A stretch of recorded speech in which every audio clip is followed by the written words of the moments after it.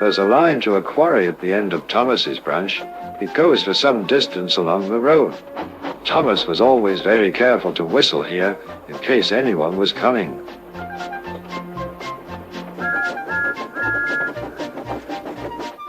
Early one morning, a large policeman was sitting close to the line. Thomas liked policemen. He had been a great friend of the constable who had just retired.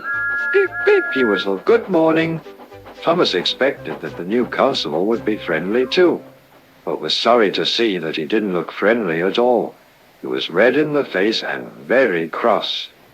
Disgraceful, he sputtered. I didn't sleep a wink last night. It was so quiet, and now engines come whistling suddenly behind me. I'm sorry, sir, said Thomas. I only said good morning. The policeman pointed to Thomas. Where's your cowcatcher, he asked. But I don't catch cows, sir. Don't be funny, snapped the policeman. He looked at Thomas's wheels. No side plates either, and he wrote in his notebook. Engines going on public road must have their wheels covered and the cowcatcher in front to protect people and animals from being dragged under the wheels if they stray onto the line. You haven't, so you are dangerous.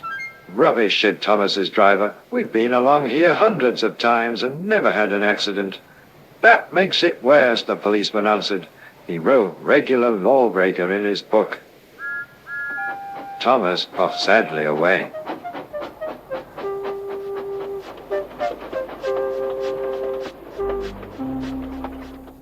The fat controller was having breakfast. He was eating toast and marmalade. The butler came in. Excuse me, sir, you are wanted on the telephone. Bother that telephone, said the fat controller. I'm sorry, my dear, he said to his wife. Thomas is in trouble with the police, and I must go at once. At the station, Thomas's driver told the fat controller what had happened. Dangerous to the public, indeed. We'll see about that. The fat controller spoke to the policeman. But however much he argued with him, it was no good. The law is the law, he said, and we can't change it. The fat controller felt exhausted. I'm sorry, driver, he said. It's no use arguing with policemen. We will have to make those cowcatcher things for Thomas, I suppose. Everyone will laugh, sir, said Thomas. They'll say I look like a tram. The fat controller stirred. Then he laughed. Well done, Thomas. Why didn't I think of it before? We want a tram engine. When I was on my holiday, I met a nice little engine called Toby. He takes trucks from the farms, but the lorries are taking over most of his work and he needs a change.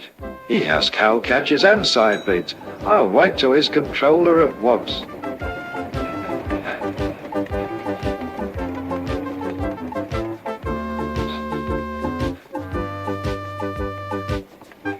A few days later, Toby arrived. That's a good engine, said the fat controller. I see you brought your coach, Henrietta. You don't mind, do you, sir? Asked Toby. The station master wanted to use her as a hen house, and that would never do. No, indeed, said the fat controller. We couldn't allow that.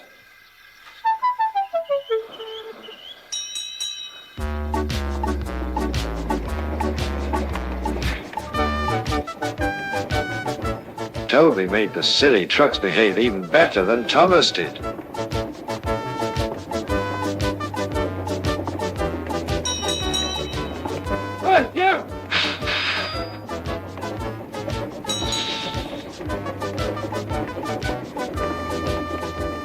At first, Thomas was jealous, but he was so pleased when Toby rang his bell and frightened the policeman.